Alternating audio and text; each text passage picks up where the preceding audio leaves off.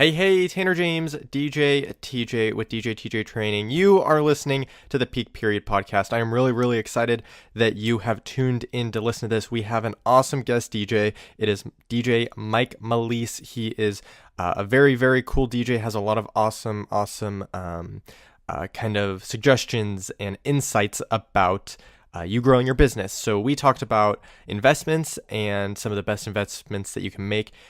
Some that are about money and some that are not, that just save time and all that kind of stuff. So go ahead, keep listening to this podcast, and I will see you on the other side. So here we go. We have DJ Mike Melice. He is an awesome DJ. He does a lot of really cool high-end, cool events.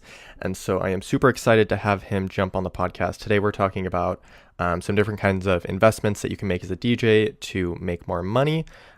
And also that will just make your life easier, because we know that that is super helpful as a DJ. So thank you for jumping on here today, Mike. Thank you for having me. I'm really excited to be here, especially after watching your YouTube videos. So let's get this going. Yeah. It'll be a good podcast. I've kind of been waiting to do something like this about investments, because I think just a good investment is just, if you get a good investment, it's good all around, right? One thing that I really like are books, right? Because if I can take a book, and this is something funny that just happened to me. I took a $10 book on negotiating, right? And I literally turned that $10 within the next 2 days into $100, because I negotiated and got more money out of it.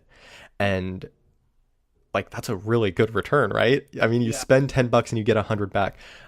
So we're going to be talking about two different kinds of investments today, both the money investments and kind of the helpful investments.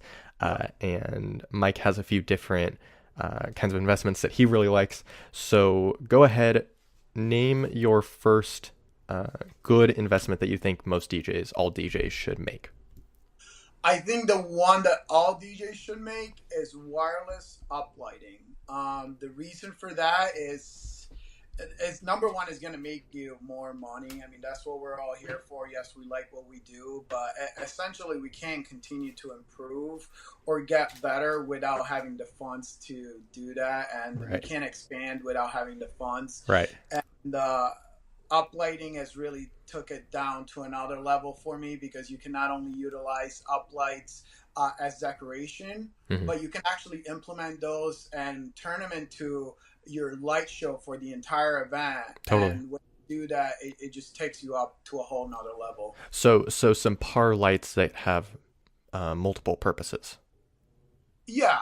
So just, regular wireless DMX, battery operated. That's what I highly recommend, because I started with a powered ones, and it was a nightmare to run 20 of those lights with 21 cables all around a big banquet hall without, and having to find the right size of cable every time, so it's not too long and people trip over, and it's not too short where you have to put the par lights too far together. I think having the wireless DMX and battery operated will really make your life easy, and will make your setup and breakdown time a lot easier too. So, and time is money. Totally. So here is something that I think I struggled with way back when, and I think a lot of DJs would say to you, right? You say your opinion is get wireless uplighting, get battery powered uplighting, but it's 4 times the cost. 3-4 times the cost compared to just a plain uplight, right? How do they justify making that investment in the wireless uplighting, battery powered uplighting? What would you say? Because I have my own opinion. I want to hear yours, and then I'll give you mine. So I'm going to say something that's going to sound a little bit controversial here. I love it. I love controversial. I get my uplights straight from China. Okay. So I buy them in cases of 10, and I get them straight from China, directly from the manufacturer. I cut out the middleman, and I get them for a very good price. So I get my wireless DMX battery operated uplights for the same price that you would probably get an American brand, which are Hmm. still made in China, obviously, regular powered light.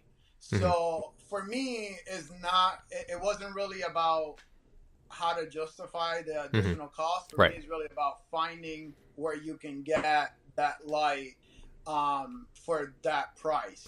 So if we take that out and you still paid the $300 $400 per uplight, Yeah. could you justify the price now?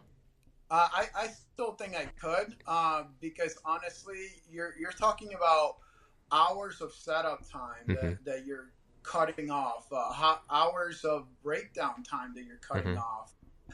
Just the ability of being able to put a light wherever you want to instead Yep. of wherever there is power available. Hmm. I think that justifies the cost. What I highly recommend, and again, this is might be another thing Hmm. that might be a little bit controversial, is if you have good credit. I know that a lot of credit card companies sometimes send you like a year of interest-free Hmm. credit cards. I've done those before where maybe I didn't have the funds right away when I first started, and I went with a credit card that had the 0% for the first year and charged it on the credit card. I paid it off within a few months, so I never really ended up paying any interest in it. And I had the product that I wanted. Then from then on, it was all profit. Totally. So I know PayPal has an option as well. Um, I don't know all the details, but you can finance through PayPal. And then I know there's some other ones that are like pay as you play, Yeah, right? like Isn't that the saying? Affirm Yeah, pay is as you play. one. So that's good. I think what I would say is it's worth the investment. I think the tricky thing is right now you don't have the amount of work that you could. And that's why you can't justify spending three times the price.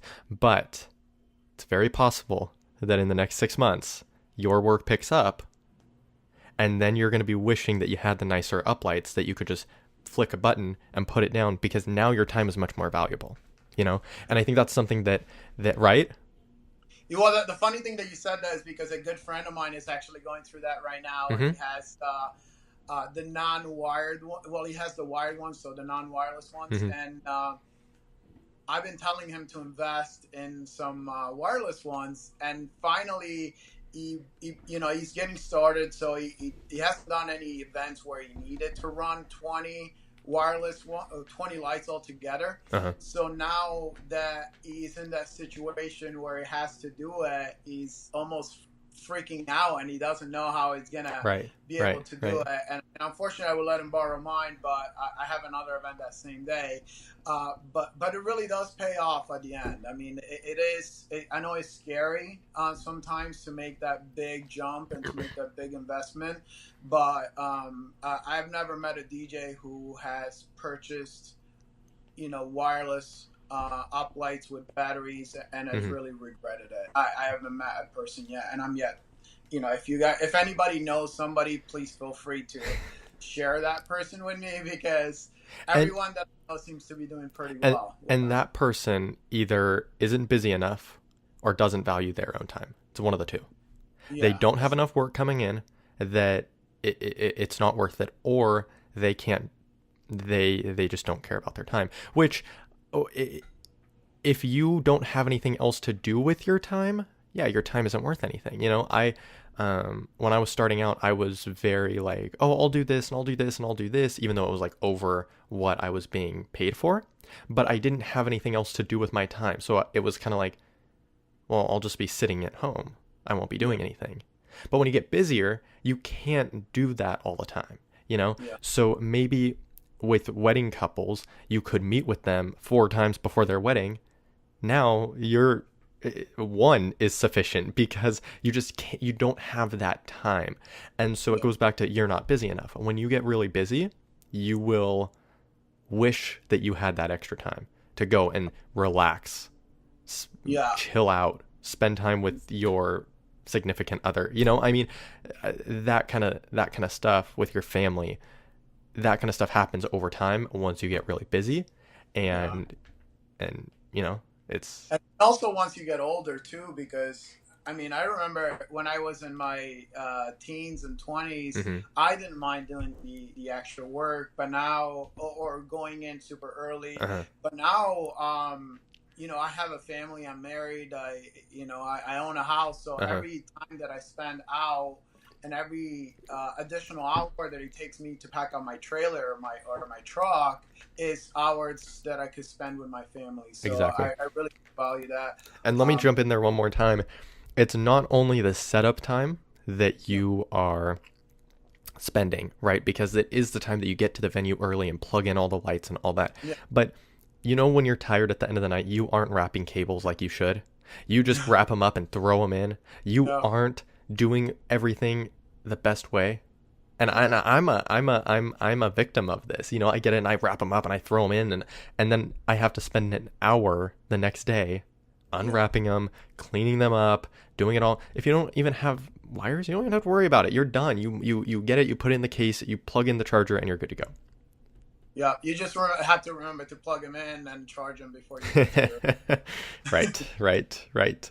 So, yeah, that's definitely a good investment, and I think if you are kind of the opinion that it wouldn't be worth it to you, it wouldn't be smart, it's too much money, it's more than you really have. You have to look at it from a business investment standpoint and um, that kind of thing. I think what a lot of DJs as entrepreneurs, because that's really what we are. We are business owners. We are um, kind of running a business. We want to work really hard, and then we make money, and then like we want to like spend it on we want to spend it on something like a new piece of gear.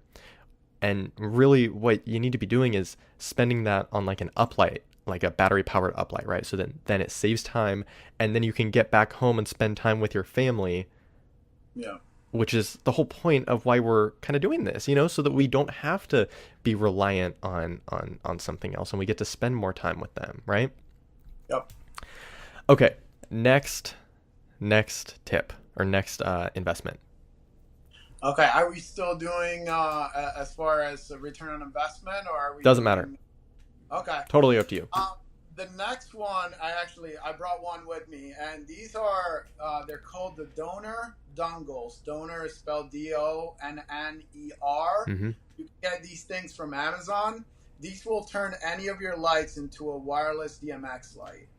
You just plug it into the back of it, any light becomes wireless DMX. And the reason why that's important to me is I usually, when I set up for an event, whether it's a wedding or a prom, I bring at least two moving heads with me. Sometimes I bring four. And usually I bring maybe another light. Sometimes I don't. But if, like, imagine having to run 50-foot XLR cables from one moving head to the other moving head, then to the third one and the fourth one. How much time you're saving just by purchasing one of these? And these are $31. Like Uh-huh. $31, so by four, like And 120, 130 bucks. right, That's even cheaper than to buying the XLR cable, man. right, right, I right. mean, an XLR cable or a DMX cable, it would probably cost you more than to buy one of these. And this, you just plug it into the light and you're set to go. I So maybe do. so ditch the wires, get a wireless DMX system, right? Because you Yeah, can buy it in like a combo, so you get a ton of them. Basically, yeah, what you do is you get a what is it? A transmitter. You get the yeah, transmitter and plug it into one end to the output of your DMX. So if you're running DMX off of your computer, you're using one of the programs, you have that dongle that yeah, goes to the output, and then you run a cable from there into the lights, and then from one light to the next to the next to the next. That's the old way. What Mike is suggesting is you get this wireless system, and at that DMX dongle you plug in this transmitter. Then you go to each and every one of your lights and you just plug in this little like dongle, I guess is what you would call it, but it's battery powered, it's wireless. You just plug it in and it connects to that transmitter. So it's like a what, 1 to 6, 1 to 10. You get one transmitter and maybe 10 receivers, and then you just plug it into each one, and it saves all of the time that you're going to spend doing the cables. It's going to save money on the cables. It's going to save the cable management time that you're Oh, spending making all the cables look nice. You're saving a ton of time and you're saving a yeah, ton of and money. space in your toolbox where you keep all your cables. You don't have to worry about having all these 50-foot and Right. 100-foot like EMX cables. Also, if you want to run a light in the completely different side of the hall, Hmm. guess what? You don't need to run a cable all the way down. You can Right. just toss one of these on there. And these are 2.4 gigahertz. So they actually have really good range and there is no noticeable delay at all. Uh-huh. So I highly recommend. So that would be my number two of the best investments that you can make. Yeah. Yeah. So it's an awesome investment. It'll save you time. It'll make your life easier. And I think that's some of the things that we think of initially. We're like, does it save us money? Does it save us time? But there's really the other piece of it, and it's does it just make things easier? Mm-hmm. Because if it just makes things easier, it's that whole time and money thing. It's the ease. And so if you just plug it in and you're good to go, that really, really helps. Yeah. So you got them. Where'd you get them from? I get mine from Amazon. Amazon. So you Okay, cool. donor on Amazon, and you'll get some different options. Awesome. Okay, next investment. What do you say? Whew. So let's talk about photo booths because as a DJ, I never thought a DJ should even get involved in the photo booth Uh-huh. business, and then I started seeing a photo booth on a lot of gigs that I started doing, and Hmm. the more I started seeing, the more it came to me that maybe I should do make that investment. Right. Um, and honestly, I did a couple of years ago. So a couple of years ago, I got married, and my wife pretty much forced me to get a photo booth for our wedding. Hmm. And a lot of the people that came to my wedding thought that was my photo booth that I had set up, but it wasn't. It was actually a good friend of mine. And everyone raved about it, and everybody was telling me how much fun they had. Since then, I've been to a lot of my friends' houses, and whenever I walk in, I go right into their kitchen. And guess what? The picture of my wedding picture, the strips from the photo booth, Uh-huh. are hanging on their fridge, and that's the best feeling ever. I mean, Right. imagine being a Right. bride or a groom, and you go to your friend's house, and they still have the pictures of their wedding on your fridge. That's an amazing feeling. That means Right. that you're still thinking about that day Hmm. a year later or 2 years later or whatever it might be. So after that, I decided immediately that I wanted to get into the photo booth business. And I think that's been probably the most financially sound investment that I've ever made. Hmm.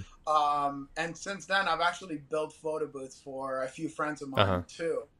And they have seen a lot of a lot of profit from it and a lot of uh, positive Hmm. feedback from it. Yeah. Yeah. Awesome investment. I think one of the other things too, just about investments in general, is that you have to make sure that you have a market for it. Um, my market and photo booths is going downhill. Mm-hmm. There's just so many people trying to jump in. I've seen it literally for $75. Like like the media kit, right? That's what they call it. The media kit is like more than that. It's like a Yeah. hundred bucks. Like how in the world? It doesn't make sense. So yeah, there's always going to be undercutters. Is it worth it for me to jump in? It's possible. Is it worth it for somebody else to jump in? So you really have to look at your market. And I think the other thing is you have to look at how many people are contacting you for a photo booth. If you Yeah. have one person every single week saying, "Hey, do you do photo booth? Hey, we're hiring you to be our DJ. Do you do photo booth as well? Because we'd like to have one." If they're doing that, that's a great sign.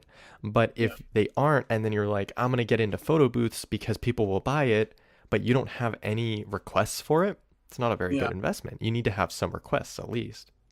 Yeah, it is all about supply and demand. But one thing, again, is not just about people asking. I don't think, but it's also about you seeing it at your events. Because obviously, that people might not ask you.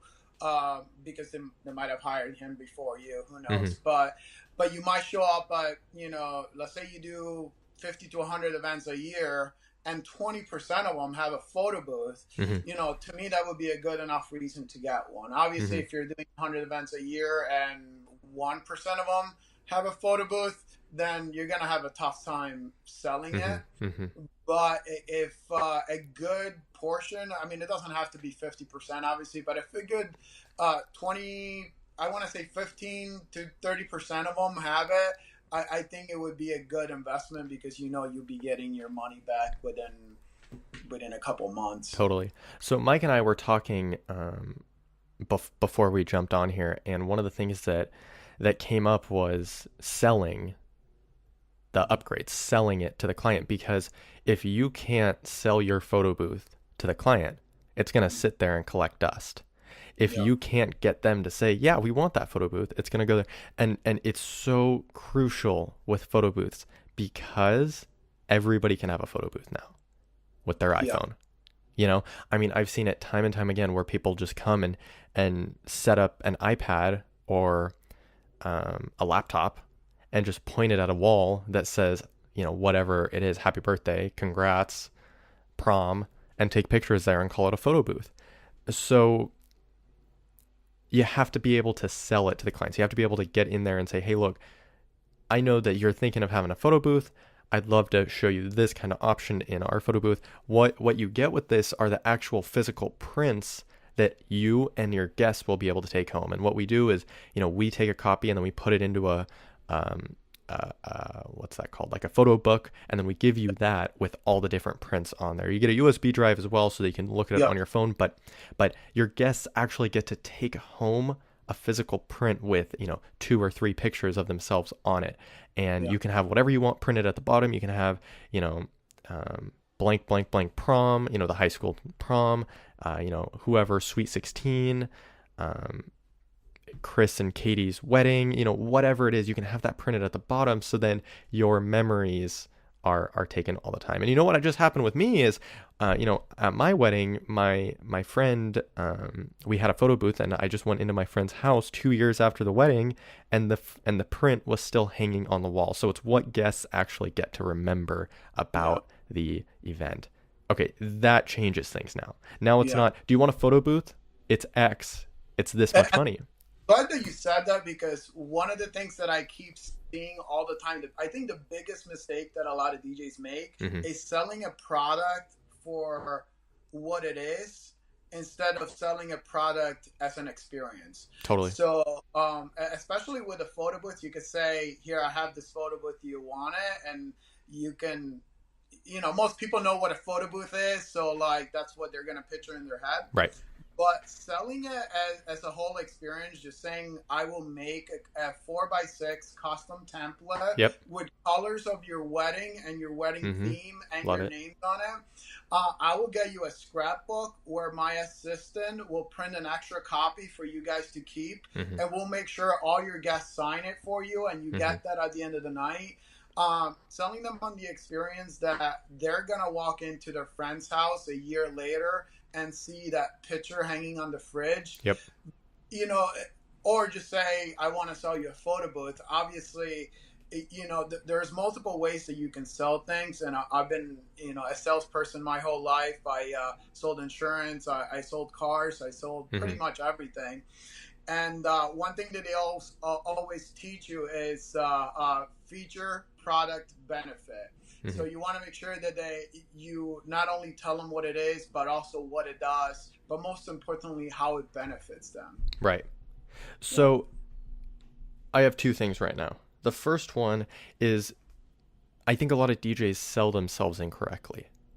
Mm-hmm. They get a lead saying, hey, we're looking for a DJ on this date. How much are you? And they send back a quote.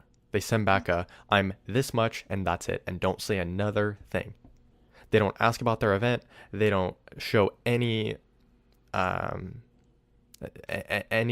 what's the word? They don't care about the event. They aren't showing the client that they actually care about them. They aren't building any value whatsoever. They aren't saying, hey, I recommend you do this because it'll benefit your event. They just go and send a price. Mm-hmm. Okay, that's not selling. And when you say, hey, do you want a photo booth? And they're like, oh, how much is it? And then you give a quote and it's more than they expected. They're saying, oh, it's okay. No, we're just going to use our phones. We're just going to put up a drape and call it good. Okay, Mm-hmm. that's not selling. You have to be able to sell it. And I think the main thing that has helped me more than anything, the number one sales tip that I can give is people buy with emotion and justify with logic. Yep.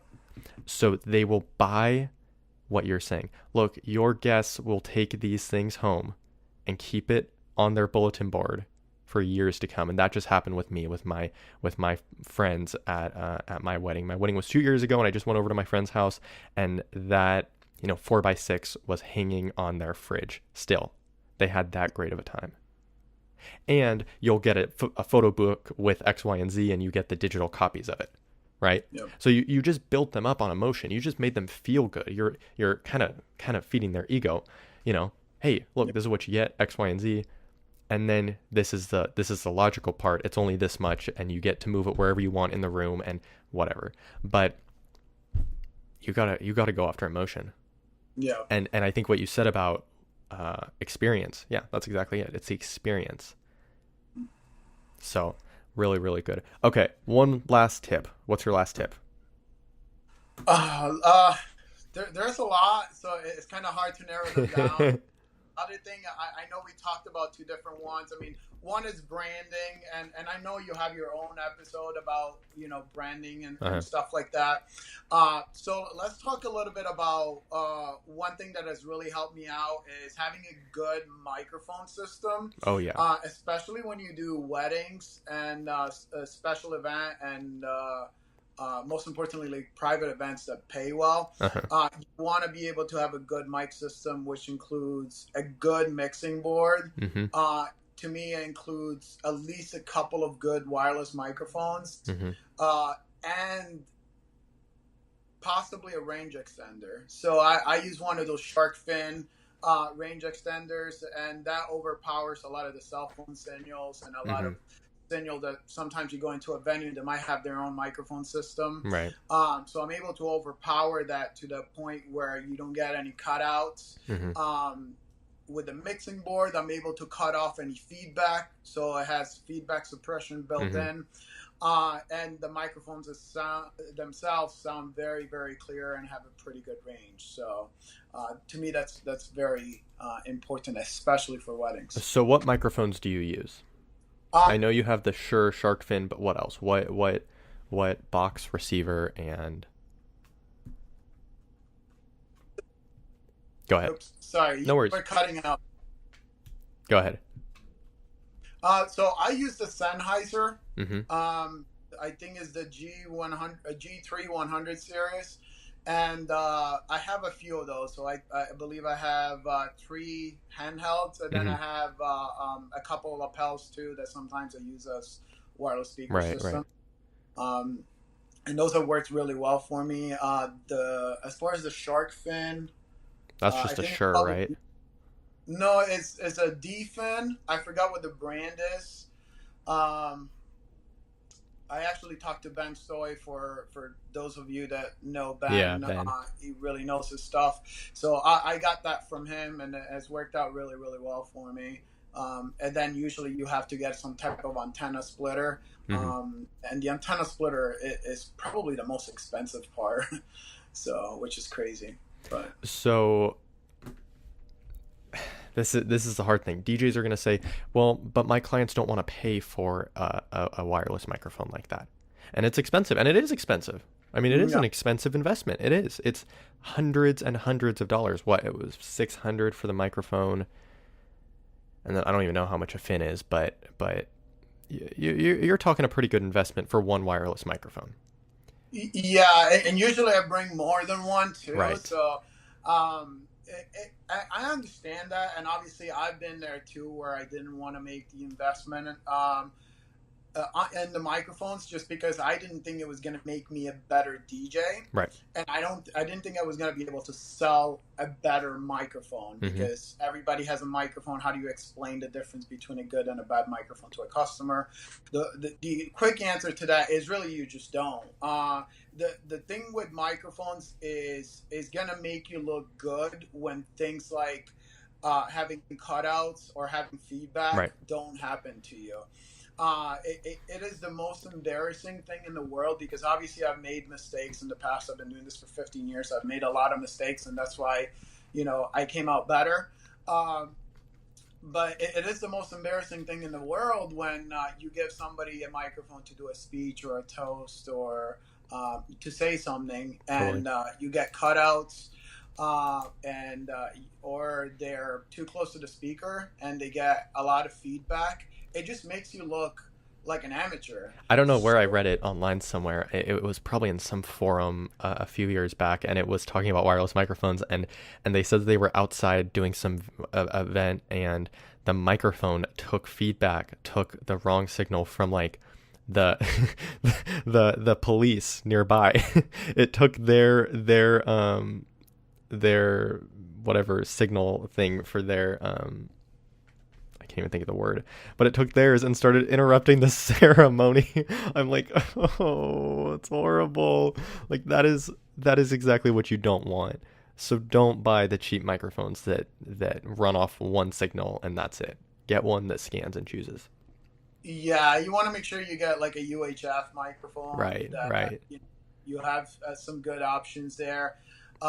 Sure makes a great microphone. Sennheiser makes great microphones, but you want to make sure that you actually talk to somebody that scans the area where you're going to be Yep. performing too, because there is different, not cell phone, well, a cell phone too. Frequencies, yeah. There's different TV signals Uh-huh. that nowadays can operate in those UHF frequencies, and can interfere with your performance. So if you talk to somebody and they actually scan your area and they say you may want to go with A bandwidth or B bandwidth, uh, that makes a huge difference, because now you know that most likely your frequency are going to be very, very clean. Your performance is going to be better, and you're not going to look like a douchebag.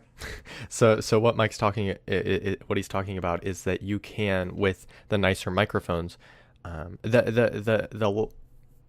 the lower quality microphones only have one channel.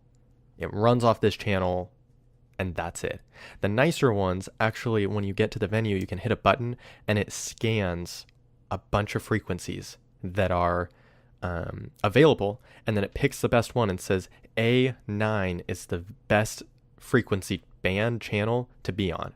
That's Yeah. the one that we recommend. You go to your microphone, and then you move it up to A9, and then it's going to be the best possible frequency. With the lower quality ones, you get one band, and that's it. That's it. You Yeah. only get one, and if it's busy and if there's other stuff on it, too bad. Yeah. But the nicer ones do it. And I think one of the biggest things is right now you may say it's not worth it to me, right? I don't want to spend even $300 on a microphone. It's just not worth it.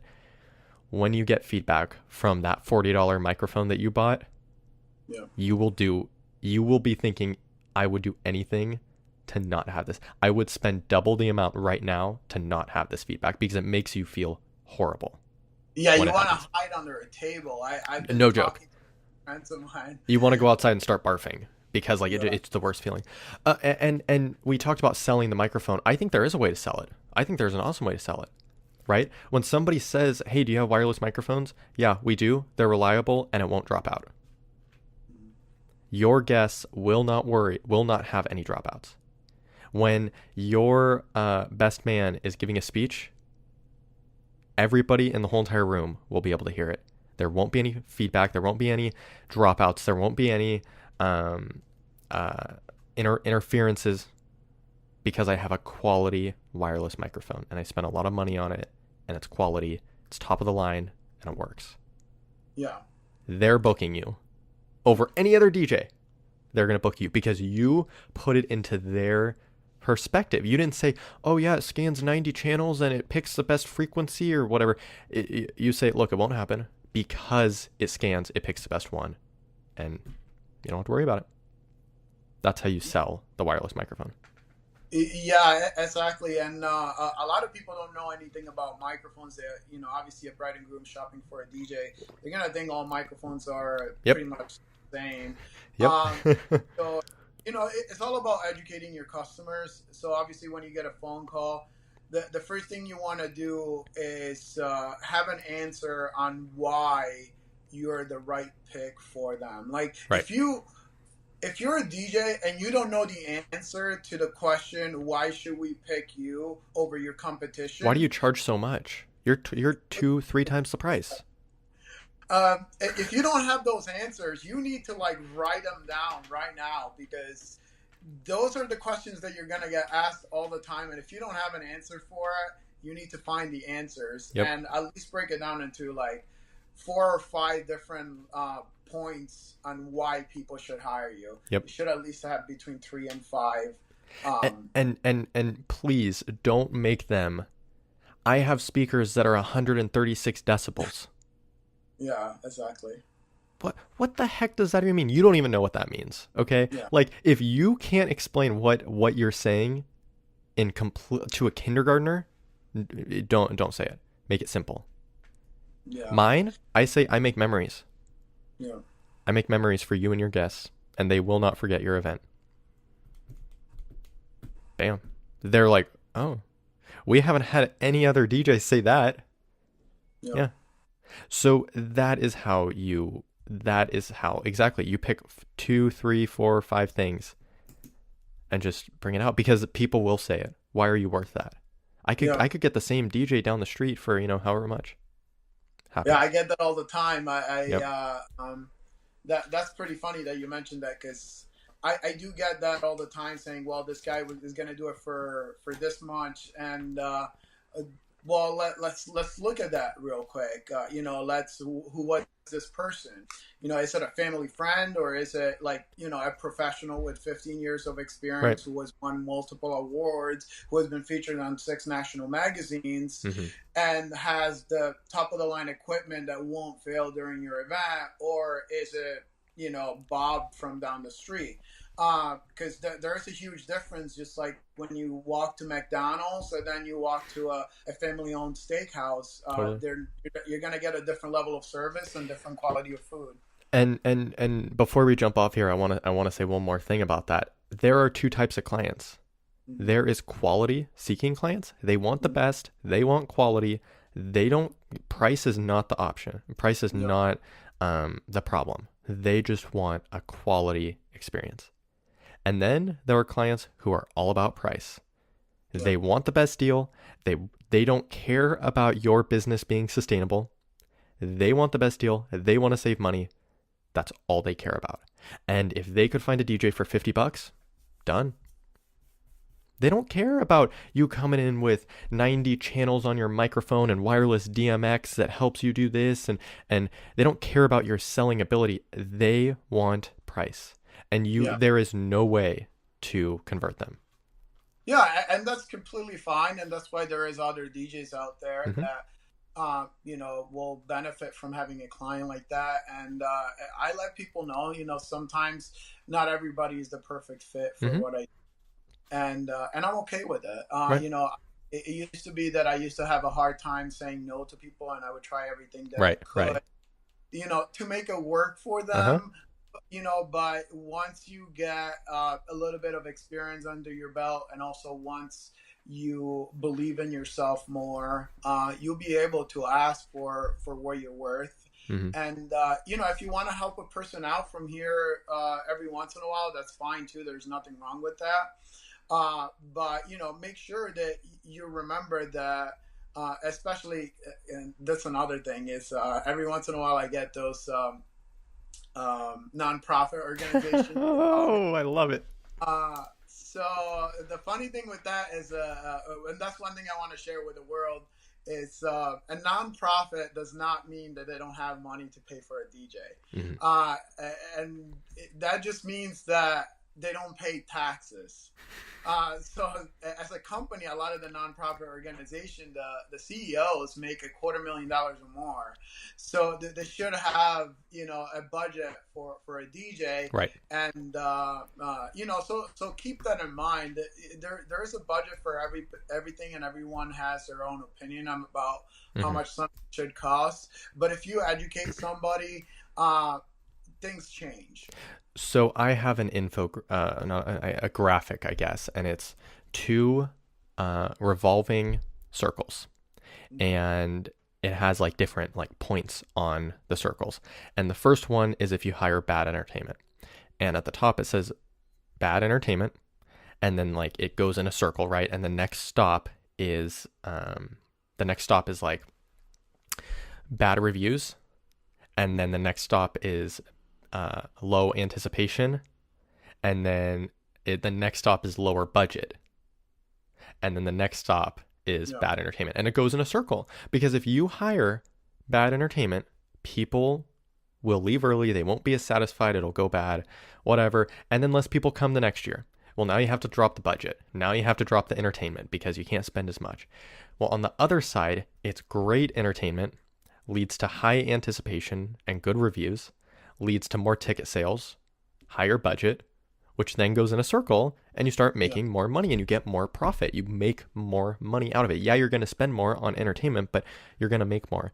That's what you have to show nonprofits. Look, if you want to make this fundraiser fun for people, and you want to make it enjoyable, and you want to make sure that they stay longer and spend more money on drinks, and you want to make sure that they are super excited for next year, you need to spend a little bit more, invest right now, get a great quality entertainer right now.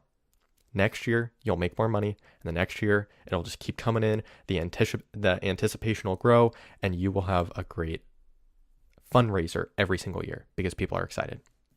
Yeah, the one thing that a lot of these companies have in common too, which I think is pretty funny, is they always try to sell you on you doing their event for free just for exposure. Exposure, yeah. And nobody really goes to a charity event to think about how they're going to hire their next DJ. So Right. It's not really the exposure unless you're going to a place where people go and specifically look for what you're doing. Right. So I want to tell people, don't be fooled by these types of events. If anything, try to use it as a marketing tool. And if you like a certain charity, and you say, I really love what you're doing, I believe in what you're doing, I want to help you guys out. If you have any events coming up, let me know. I'll either give you a crazy deal, or I'll do one event per year for free, whatever it is. That's not bad. I don't have a problem with that. It's when they come to you and say, hey, we're a nonprofit, we don't have any money. We're doing a fundraiser. And you have to provide this, and this, and this. Right. So 3 different rooms. We need 14 different microphones. We're having an auctioneer. Can you be an auctioneer? Oh, and it goes on and on and on. Yeah. That's when it goes downhill. Yeah. So are we going to hear your top 5 or top 3? Man, let's do it on another podcast. All right. We'll do that next time. You'll get mine. Awesome. Well, thank you so much for jumping on today. If people want to find you, where can people find you? Social media? Yep. So you can find me on social media at DJ Mike Melice. I also have some mixes on Mixcloud. Is mixcloud.com/ Do you play good music? Yeah. DJ Mike Melice 1. So it has a number 1 at the end of it, because my first the first profile I made, I kind of messed that up a little bit. And then my website is djmikemelice.com. So at DJ Mike Melice pretty much everywhere except for Mixcloud with a 1 at the end. Awesome. I'm gonna play your Wedding Classics mix while I do some more work today, so I love it. All right, awesome. I always listen to DJ mixes while I'm working. I have to have something playing. One thing that I do with my mixes, I try to keep them short to keep people wanting to hear more. Totally. I love it. Maybe even some of those mixes that you're going to hear, they're going to end in a way that's you're probably going to hate when you hear it, but the mix, I usually try to, do a good job putting them together. Yeah. But I want to always end the mix making you want to hear more. I love it. I love it. you hear that mix, you're gonna want to hear maybe another one. I All love it. right. I love it. All right. I'll check it out. I'll check it out right now. Awesome, man. All right. Enjoy Thank you your so much day. for jumping on. Really appreciate it. Thank you for having me. There we go. That was the podcast. That was DJ Mike Melice. That was some awesome, awesome content that was on there, and we will probably be doing another podcast so that I could actually get to my my favorite investments. But again, a book. I mean, that's what I said from the very beginning. That's probably my favorite investment. It pays off like crazy. Buy some kind of book. Buy some good book, not a novel, not a love book. But a good business book, something about, I mean, I like negotiation, I like sales, I like all that kind of stuff, because if it teaches you one little thing, it's all worth it. I know a lot of people say it's one nugget, it's that one gold nugget. You get one gold nugget out of an investment, and it's all worth it. Hey, if you want more info about growing your business, if you want more info about anything, definitely check out the website djtjtraining.com, djtjtraining.com. I have a blog on there. I have all my videos on there. I have a bunch of stuff on there. So if you are interested, do that. Definitely do that. And check us out on Facebook, Instagram, YouTube, all that good stuff, DJTJ Training, and you'll find us. So really excited that you tuned in. Next week we're gonna have another really cool podcast. So definitely check that out when that drops next Thursday. And again, thank you for tuning in, and I look forward to seeing you soon.